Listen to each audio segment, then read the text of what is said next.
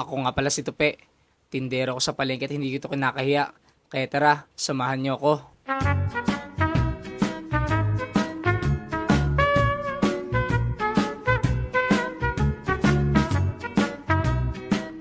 Ngayong araw nga ay may pupuntahan akong birthday. Di lang simpleng birthday, kundi bonggang birthday. Kaya hindi tayo pwede magpambahay lang dahil baka maamoy tayo. Tsareng! Paano ba naman kasi puro mayayaman yung mga invited na kaibigan ko? Yung mga tipo na naghuhumiyaw yung mga alahas at perlas sila sa katawan. Parang mga pamangkin nga ni Madam Small Laude, ganun. Pamaya-maya pa nga ay nagdatingan na rin sila. Yung mga sikat na makeup artist ng Bulacan. Ito nga si Madam Jessie na talagang pambato rin ng Bulacan. Siya nga pala gumawa ng gown ni ate nung nagsagala siya. Pakilala ko na rin tong si Quincy na sa kanyang pangalan ay Tunog Luxury. O di mo kinaya. Bago pa nga magsimula yung program ay nilapitan na kami nitong birthday celebrant. Talaga nakipag-chit-chat siya sa lahat ng mga tao na nandito sa birthday niya. Pamaya-maya pa nga ay dumating na rin tong makeup artist ni Madam Small Laude na talaga nang masasabi kong big time na rin. Ewan ko na lang talaga kung di ako makakuha ng tip dito kapag in-upload ko tong video na to.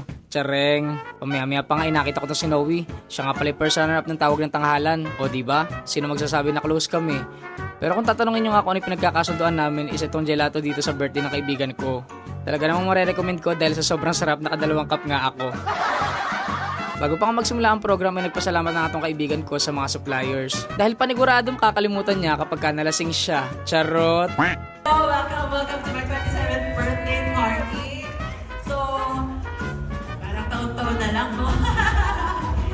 Kung mapapansin niyo ibang mukha ay pamilya na rin dahil yung iba ay sikat dito sa TikTok. Pagkatapos nga niya mag-speech ay dito na ako dumiretso. Dun sa mga alak na talaga madalang ko lang matikman. Diyos ko, paano ba naman kasi sanay ako sa gin bilog? Ewan ko na lang talaga kung makapag-drive ako ng bridal car kinabukasan. Baka pag nagkataon ay mag-gewang-gewang kami ng bagong kasal.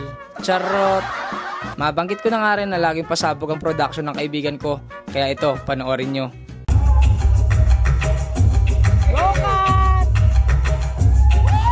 O diba? Sabi sa inyo kahit si Noe hindi kinaya. Kung ikaw ngayon nandito ay para ka nanonood ng libreng concert or nasa ASAP Feels, ganon. Dahil nga anak siya ng pamilyang mayaman, masasabi ko na lang, money is just a paper. Yung tipo na mapapasana all ka na lang kapag ka siya na yung nagba-birthday. Fast forward nga, maaga akong umuwi dahil kailangan ko mag-service kinabukasan. At panigurado nga nito, may hangover na naman. Sabi ko nga sa inyo, sanay lang tayo sa gin bilog. Charot. O paano? Hanggang dito na lang. Napagod na ako mag-voiceover eh. Tsaka may kasal pa ako kinabukasan. Paalam! Kumain ka ng gulay para mahabang yung buhay. Mag-toothbrush ka naman para ang iba rin na mabuhay.